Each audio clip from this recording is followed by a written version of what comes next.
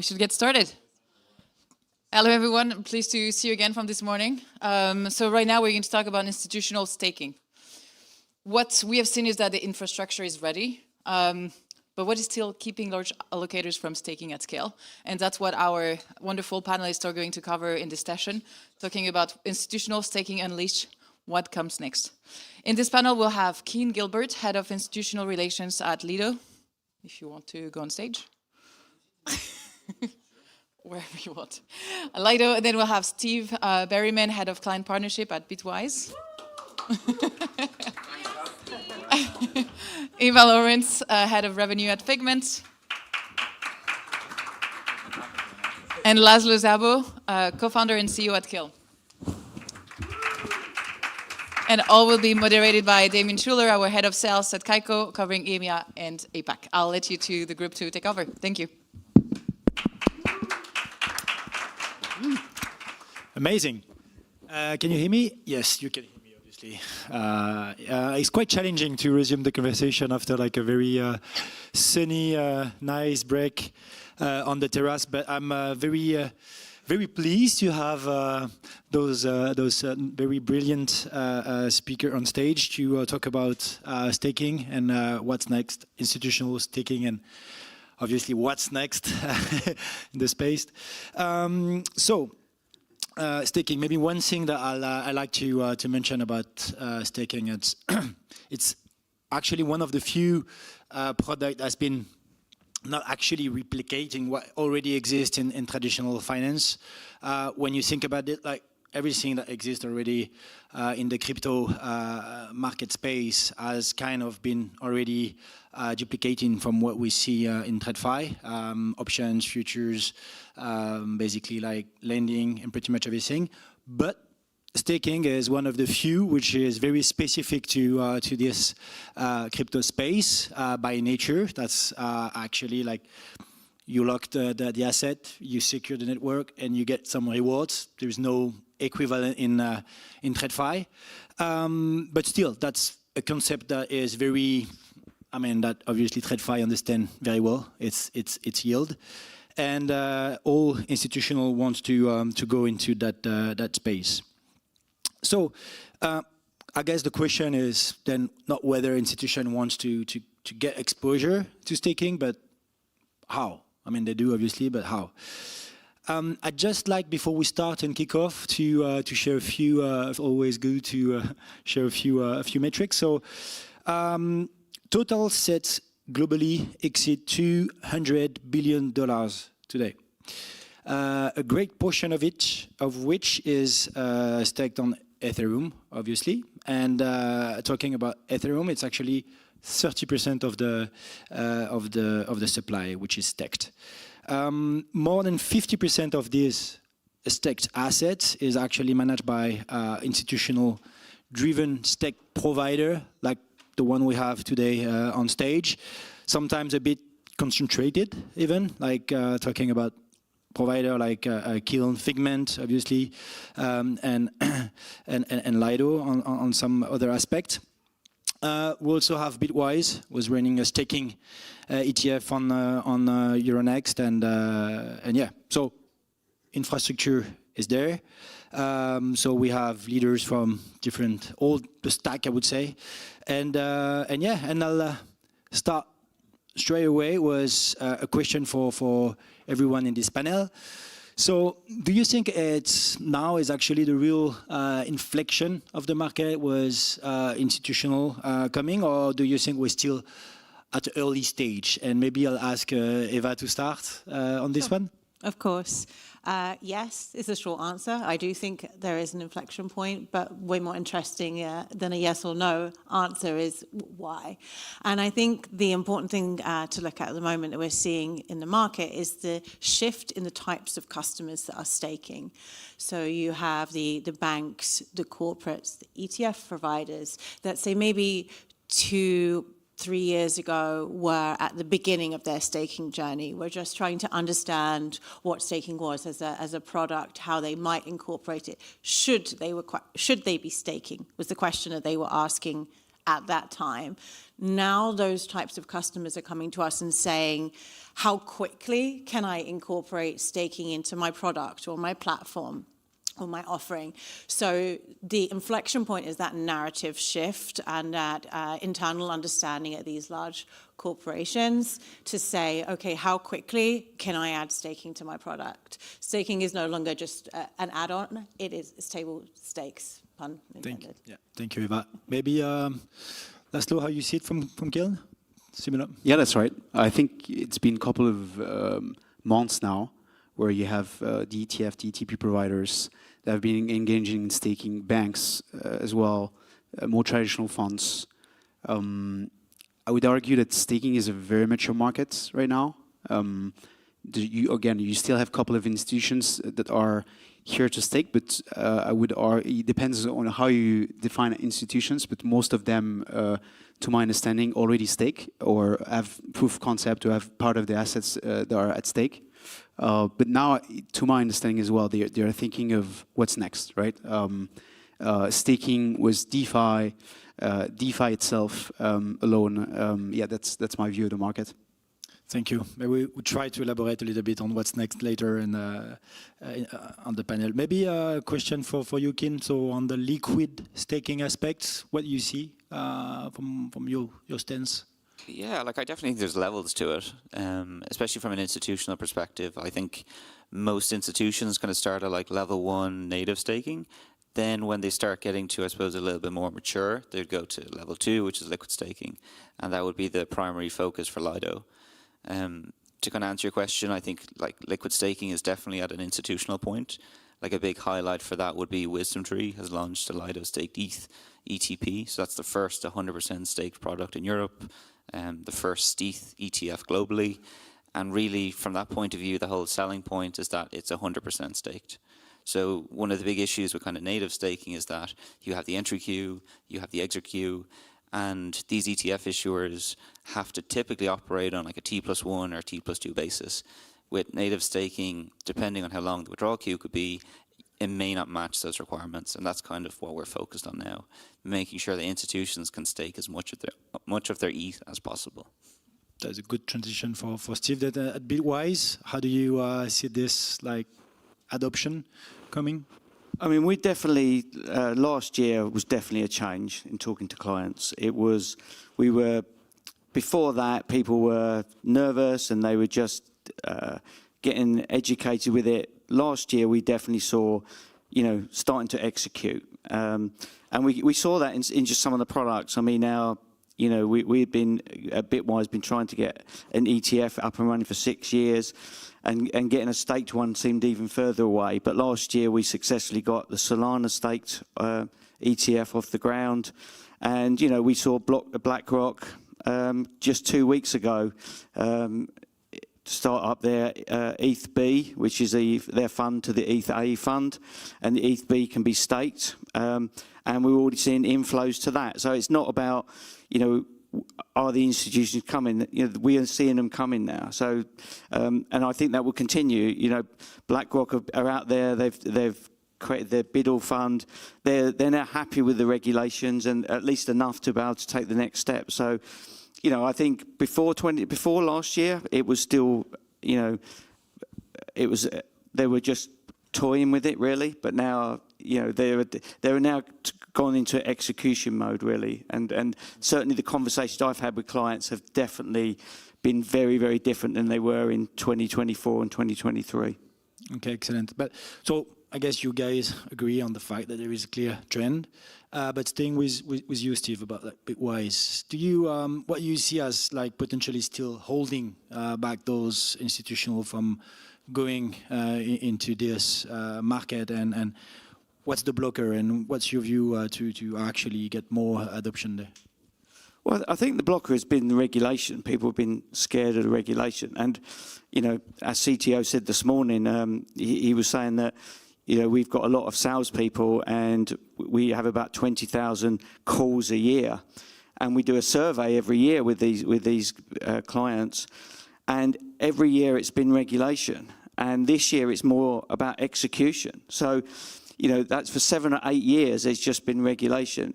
And it's not that people are completely happy with the current status, but they're happy enough to now put their, to start getting involved in. So I think that, it was always been regulation that's really pushed people to do it. But now I think people are at a level where they're not completely comfortable, but that, these organisations are used to managing risk.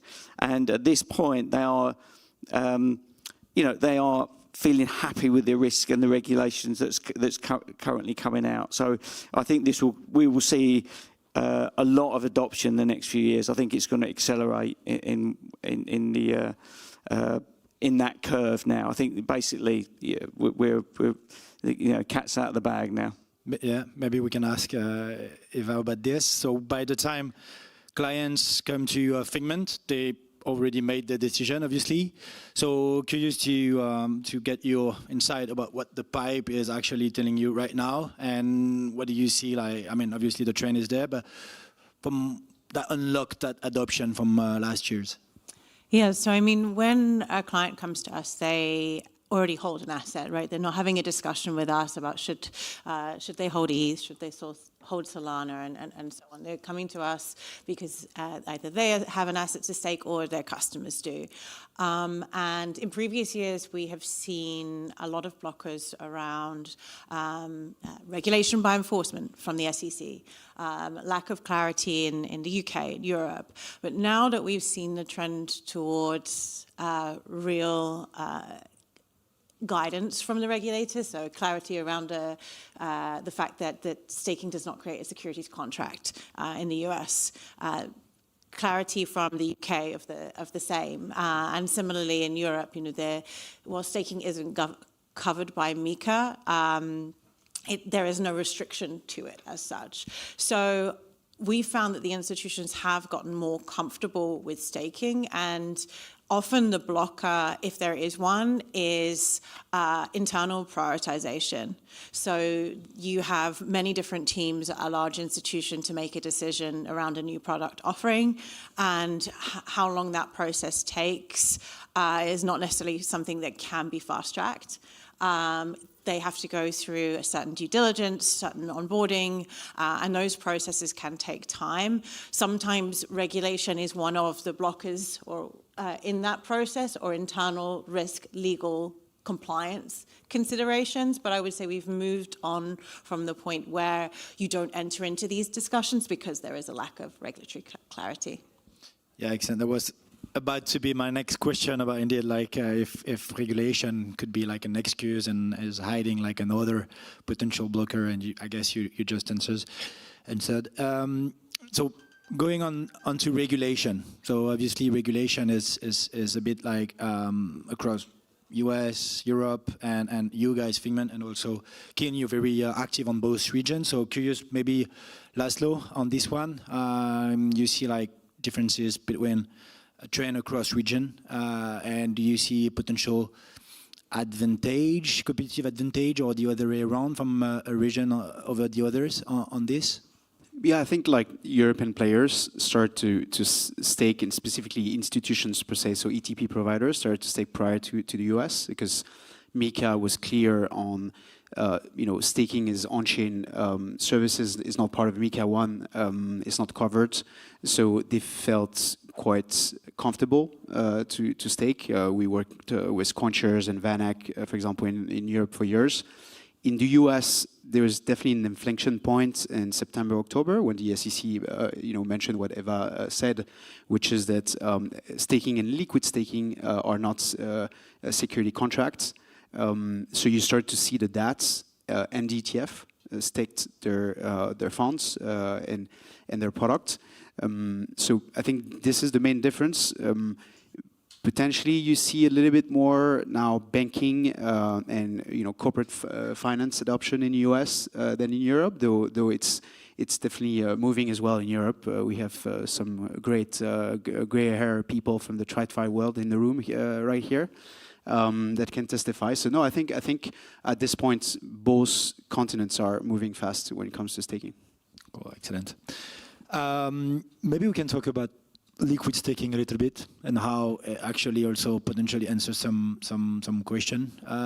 So what's your view about liquid staking to like institutional feedback with respect to what we just said, and let's try to be kind of transparent there and how it actually meet the needs, and if you still see some blocker as well from them, like going into liquid staking.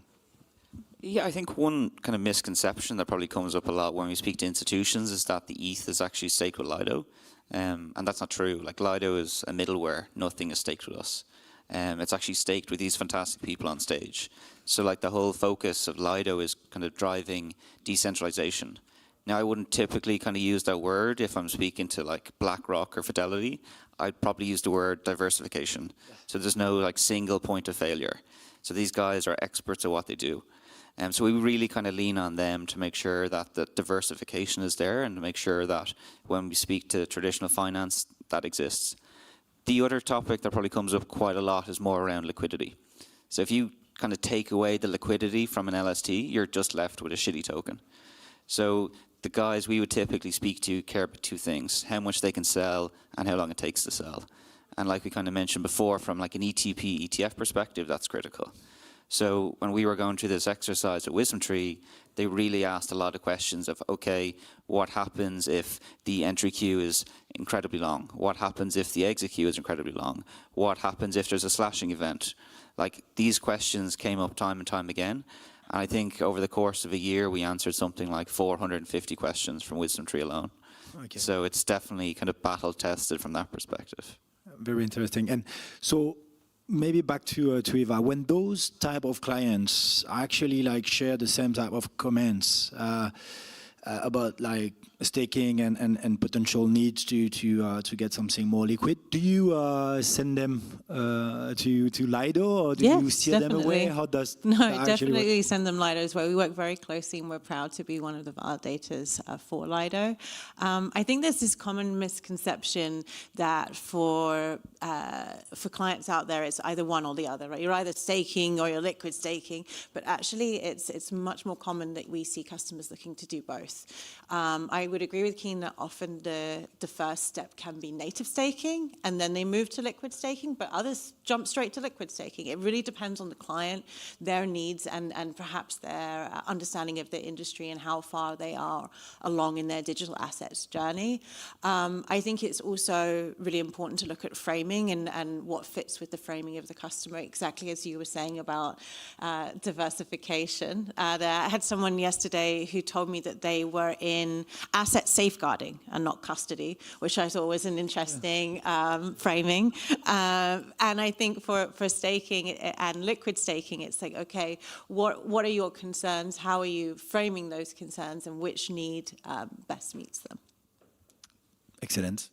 But I guess one of the things we haven't mentioned is the potential risk behind. So maybe we can discuss a little bit about this, the slashing risk, which is probably one of the big like risks shared by those institutional. Is very specific to crypto.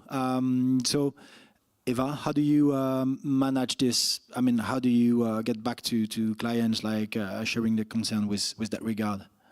Yeah, so for us, slashing security is at the heart of everything that we do. We are focused on how to protect our clients by having a secure and robust infrastructure. So we focus on safety over liveness, which means we are not going to take an action to increase staking rewards by a few bips and potentially put a client's assets in danger. So by in danger, I mean in danger of being slashed.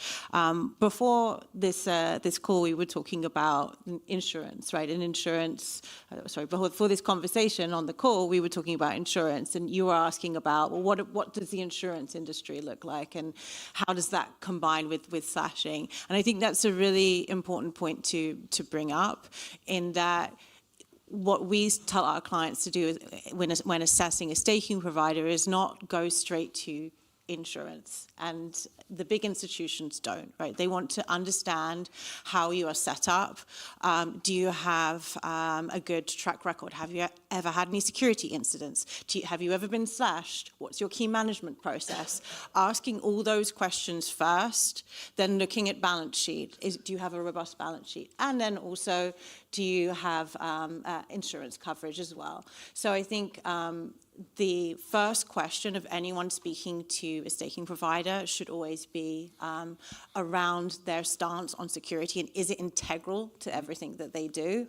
I'd say that's most important, and then you can get onto the other matters like insurance. I mean, it's like you wouldn't book travel insurance and then say, well, and after I've booked that and booked my flight, then I'm going to check if the airlines had any incidents. So I think it's really important to think about what is the progression of the client's understanding of around security, slashing, and slashing prevention. Yeah, makes perfect sense. And so, good transition maybe for Steve and Bitwise, like the insurance market has increased significantly. So, does the current setup and coverage provide enough confidence for Bitwise to actually operate? I mean, if we go back to the product we built initially as a testant, we built threshold signing keys. So that we never had one single private key. So part of our configuration was always, try to, right from the beginning, was to try to build products that enabled us to have security as being our, right at the low level of starting Ethereum staking. And we were building that in 2019, 2020, before the staking had even started. We made this open source, so a lot of people use it. I think about 30% of the Lido use, 25 to 30% use our stack, and Ethereum Foundation recently announced it. So that was to use our technology, and that was the first thing we did to stop slashing, because that's all it does. It's a key signer. It's very secure. It's threshold signing, so not one person has access, which was always very important for us. So even no employee in the company has the ability to get hold of all the keys, because they can't make a quorum of keys. And probably doing threshold signing for validating was our key thing for that security. So when we get into insurance, explaining this and going through this took a long time. So we've spent a lot of time with insurance companies talking about this and getting them to understand this, because if they think there's one private key, it can change the entire way they would price our insurance. But it was interesting, because I would say a year ago there was really one or two companies out there. Custody insurance, the insurance companies have got very happy with it. We've seen a lot of companies offering it, but slashing insurance, there still wasn't really a good understanding. And as I say, there was one or two companies. But I would say this year we're having lots of conversations with insurance companies, and we feel very confident we're not going to get slashed. But really, that's not. Our clients require this to have this in place. So we are now having more insurance companies. We are talking to them. What is amazing is they do understand the technology now. And so it's not just they're taking insurance, they're fully understanding our tech, how it works, and then can give us insurance policy and cost it based off that tech. So I think that's our, we moved from custody insurance, and now we're going to, I think eventually we'll see it smart contract insurance at some point, but certainly slashing insurance is becoming more popular anyway. Fair. Laszlo, is the solution already there? Do you see still a gap between what infrastructure provider is offering and what actually institutional client is expecting? For security? Well, a big topic, security. Couple of things. Congrats, by the way, on the attestant/Bitwise team for building Vouch and Dirk, for I think 2020, 2021. To my understanding, and we have our own solution of remote signing now built on KMS that we've done shipped last year. But you need to for sure first secure the validation keys as much as the fund keys, right? That's where the slashing risk relies. Then the other topic is you need to secure your infra as a whole. So endpoints, devices, computers, phones, outside of phishing attack, because an attacker can get into your infra and slightly get to your to even your core cosigner and potentially have access to the validation key. So that's quite an important thing to look at. And then when it comes to smart contract, because Lido is using smart contract, potentially a testant as well to a certain part of the flow, where you need to audit the smart contract with the best auditors, making sure they're fully secured, and have just security people in the team to monitor 24/7 your infra, the smart contract, the validation keys itself. So it's definitely an ongoing process, and you work with external auditors, but you have to have a huge team in-house. In our case, I think today it's like more than 10% of the company looking at security stuff. When it comes to insurance, well, these, to my understanding, and we've been, the first having some of the largest staking insurance in the space for a while. These are great marketing tools, but they're still, 100 to 50 times smaller than a very large slashing event could happen. And I, of course, don't want to scare the gray bear inside the room here. But no, I think security is an ongoing process, and these companies here are getting better every day with what happened in the ecosystem, and staking will become at some point really a risk-free rate in crypto. I'm sure of that. A risk that we haven't mentioned is, I don't know if, by the way, if it's a risk really, it's the concentration, the risk of concentration. So Lido, for example, you're having like just, I think 30% of the, or maybe correct me if I'm wrong, but of the Ethereum being staked. Is this a problem? I think it goes back to what I mentioned before. So I think currently it's around 23% of all ETH is staked by Lido. But again, it's not staked with us. Like, we're purely a middleware. So like Lido right now, I think is around 650 different node operators. So we have the curated set or professional set. So this is where the Figments, the Kiln, the Chorus Ones, the Bitwises of the world, they would sit. Then we have simple DVT, and then we also have community staking. So I'd actually argue no one is doing more than Lido to help drive decentralization from that point of view. It's just more of an education point that we have to kind of keep pushing and driving home.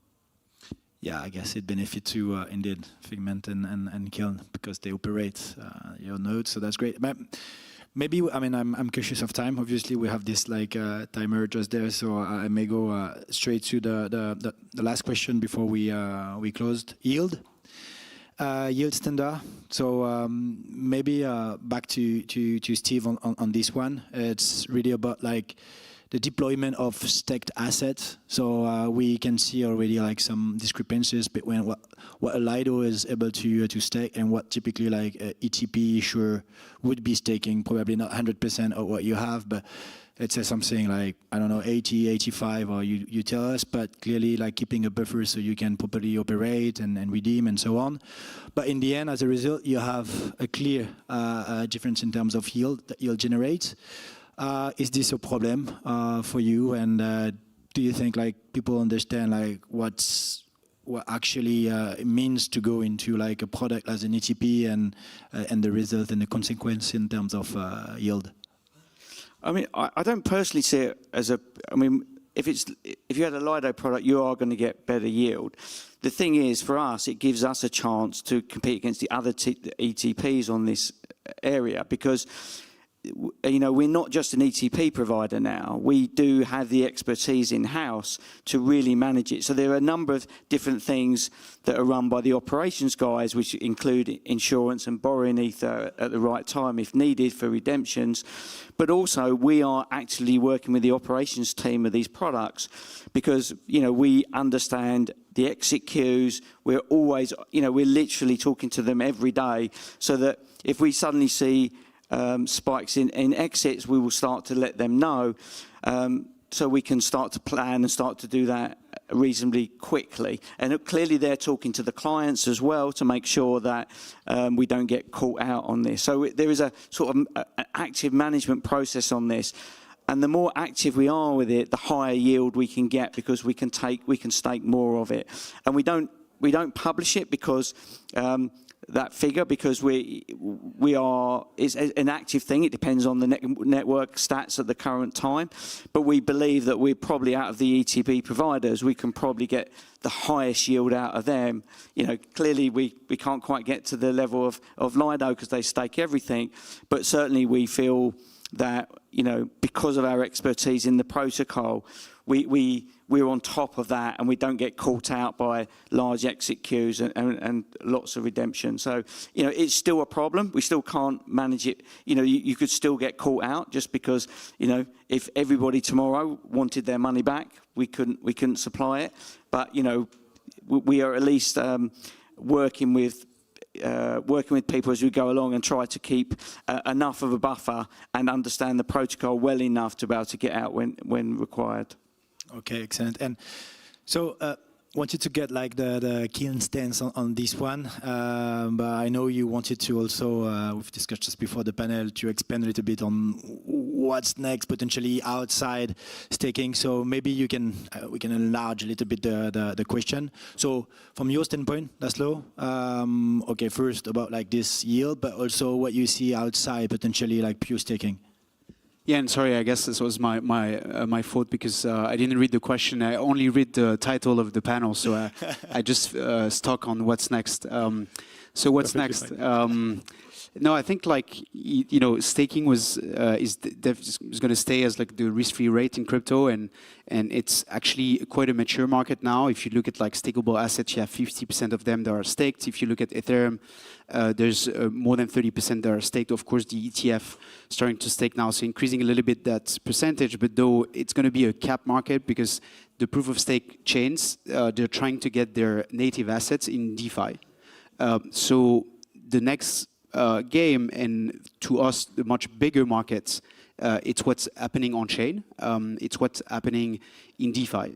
So in DeFi, you start to see lending products, lending vaults that are emerging with stablecoin yield now of Bitcoin and ETH, where essentially you can leverage staking there with Lido, for example, and have the liquid staking token being lent, or essentially having the liquid staking token being put into a strategy, into a vault, an on-chain fund, and plugged in with DeFi.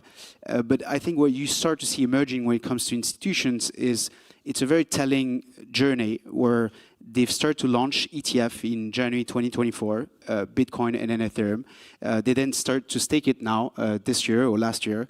They tokenize some of the fund, money market fund tokenized, and so forth. But what they will do in the coming years is doing what they've been doing off-chain, on-chain asset management, on-chain through these vaults, and combining, again, DeFi and real-world assets together to provide more sustainable yield to more people. And yeah, I think this is what we've been collaborating on and launching RareNet, which is the on-chain asset management open ecosystem, and it seems Bitwise as well has been doing quite a bit in that regard, and Lido as well, launching Lido V3, which essentially push these asset managers to use the Lido LST product into these strategies. So yeah, I think it's a very, very exciting moments that we are living into institutional yields on chain. Awesome that you are highlighting everybody actually outlooks and stuff. So sorry, I did the conclusion. Perfect. Sorry for that. That actually perfect as we are 2 minutes from the end. So we can like maybe ask everybody as we are going towards the closing of this session. What you guys, I mean, we've talked about Ethereum, obviously, staking, but what you see potentially as next outside this Ethereum staking, and where do you see the market in, let's say, 3 years? So, Eva, do you want to start? Yeah, sure. I think what we'll see in the next few years is staking ingrained in both the financial and the payments rails. So there won't be any clear separation of an action like staking. It will just be ingrained in the products that are offered. Maybe at some point, people will not even realize assets are being staked. It will just be absorbed into a broader product.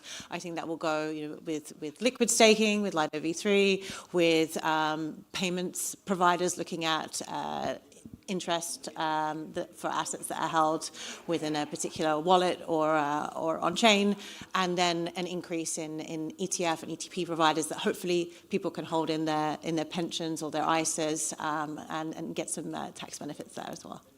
Thank you. Kin? Yeah, since everyone mentioned Lido v3, quite bullish on that. So like Lido v3 is basically a way for greater customization. So the issue with Lido today is that you stake your ETH is automatically minted, but you don't know where it's being staked. So with Lido v3, it effectively allows you to choose your node operator. So eventually there will be a natively or 100% natively staked Bitwise ETF, which will be fantastic. So When is the question? and buy side stance then for you, Steve? I mean, I think the vaults thing. We're very interested, very keen on it.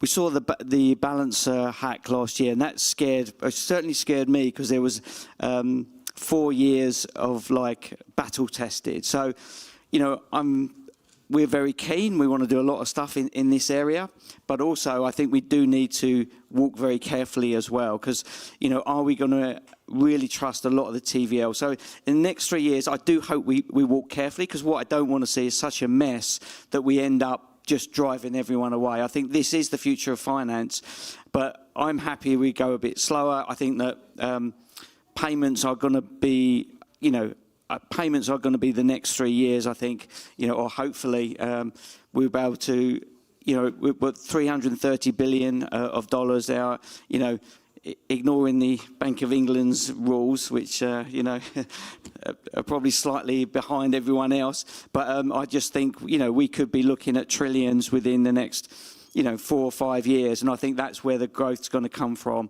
And, I'm excited to see where the vaults go, but I'm also, let's be careful and let's not have too many people lose too much money. The amount of hacks every year, let's let it go down from now on. So excited, but just take it one step at a time. Looking forward to it. Excellent. Thank you very much, guys. We've just done with the time. Time is up. So we still don't allow to ask questions.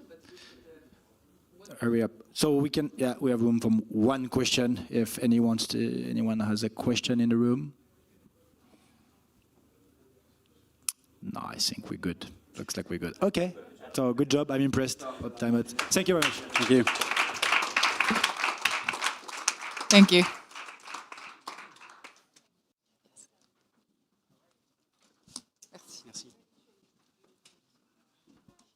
All right, thank you very much for our great panelists.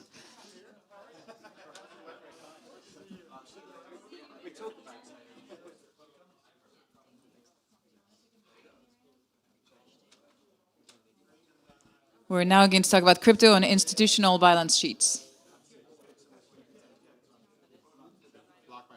I know.